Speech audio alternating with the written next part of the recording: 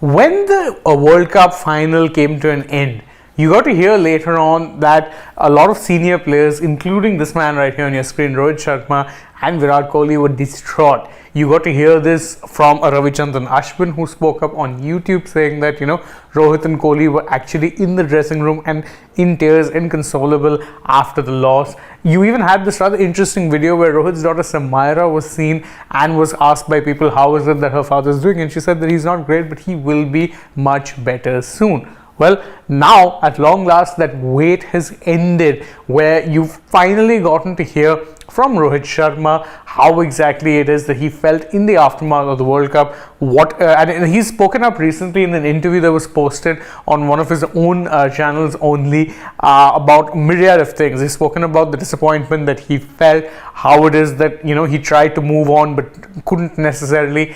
And very interestingly, how is it that meeting up with people and seeing how fans reacted to the entire thing actually helped him get better and get over what was, in his own words, a very disappointing and frustrating loss for him as a captain, and of course for all of the players whom he was leading. Let's get straight into it and discuss and dissect some of the more interesting things that Rohit Sharma has said in this particular interview. And one of the first things he's talked about is how it is that he started to deal with this particular loss, which was heartbreaking to say the least. He said that, look, I had no idea how to deal with it at first.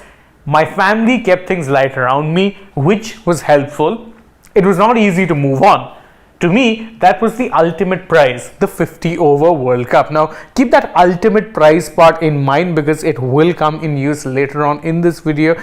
And of course, you'll see what it is I'm talking about as to why it is important. But look at how heartbroken he felt when he's saying that, I had no idea at first how exactly I could deal with it.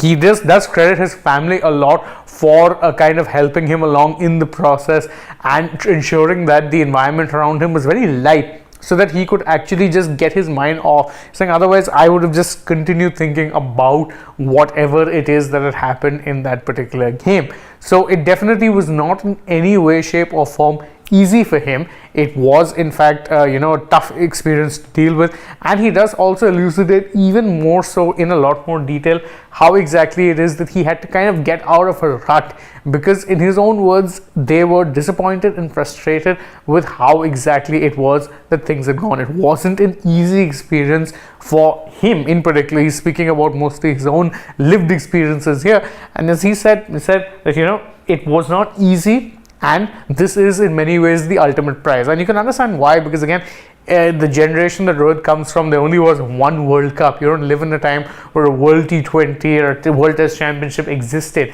The ICC ODI World Cup was the holy grail. He came this close to getting there, and that's what he said. He's saying that, he talked about how it was that he was feeling crushed and broken after the loss, where he says that, if you don't get through it, if you don't get what you want, what you've been looking for all this while, what you were dreaming of, then you get disappointed.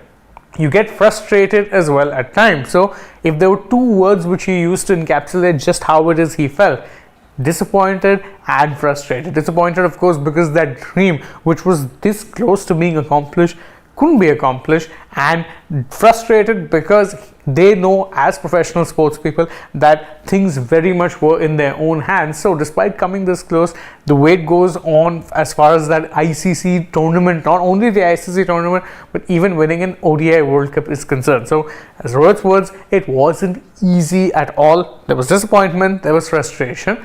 How exactly then did he get through it? Well, by his own admission, he says that what helped him not only was, of course, the fact that his family was keeping things light around him, but when he started to kind of move past it and look at, he started meeting up with people, he started encountering fans, that he said was what changed his perspective on everything. He said that after the final, it was hard to get back up. But then, wherever I was, I realized that people were coming up. They all, along with us, were dreaming of lifting that World Cup along with us. And again, it really does encapsulate just how deep a bond it is that the public of India has with the sport of cricket. Because as Rohit says, they also were dreaming, the fans were also dreaming like us of being able to lift that World Cup. They were part of this entire journey. And he's saying that, I went and I saw people who were also would have been disappointed with the how it is that the match went, saying, but I looked at them and I realized that look, they too are starting to kind of move past it, and so I need to be doing the same thing. And there was another thing that was very important that helped him move past it, and we're not just talking about fans moving past the entire thing, but how it is that fans reacted to him. He said that look, there was no anger from any fans, it was just pure love from people I met, and it was wonderful to see that. So it gives you motivation to get back and start working again and look for another ultimate prize. Now that last part, as I said in the first slide that I mentioned, he says that the 50 over World Cup was the ultimate prize and not win it, disappointment. Here he's saying that having met fans, having seen how much love they gave us and how let's say there was no anger on their behalf that these guys ended up falling short at the final hurdle, he's saying that sort of a feeling wherein there's this positivity among fans that yes, this team has the potential to do it, saying that in itself gives you the motivation to get back and start working again and look for another ultimate prize. It's an interesting quote to say the least, because again, if you go by what it is that Rohit said, he said that the ultimate prize for me is the ODI World Cup. Now this could mean one of two things. Is he going to be playing the 2027 World Cup? Personally, I highly doubt that. I don't think he has age on his side in this particular case. He's 36 or 40 years old by the time the next ODI World Cup came around. It doesn't seem likely, but there have been plenty of hints that Rohit Sharma could very well be considered for captaincy in the 2024 T20 World Cup. So could you be seeing that return? I mean, he said that this kind of motivation, it does give you that to kind of go and work hard and get another ultimate prize. Is he talking about a T20 World Cup? Maybe.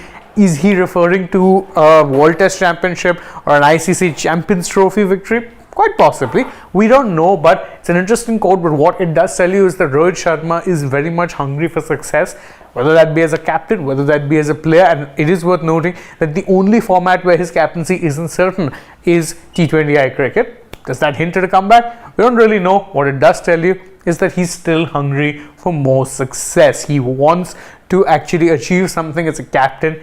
Getting this close has only whetted his appetite. So that is how it is that Rohit Sharma has felt in the aftermath of this World Cup. Disappointed at first, unable to pick himself back up. But when he met fans, he ended up getting motivation to do more for Indian cricket and maybe just get them that prize, that ICC trophy that all of them are desperately waiting for. What are your thoughts on how it is that Rohit Sharma has responded to the World Cup loss in what was essentially his first major interview after that particular event? You can let us know that in the comments below, and please don't forget, if you enjoyed this video, to like it, share it with your friends, subscribe to the channel, tap the bell icon, follow us on Instagram, Twitter, Facebook. Don't forget to download the SportsTak app, and if you're already on the channel, go ahead, check out some other videos we've done as well. For now, from my side, it's goodbye.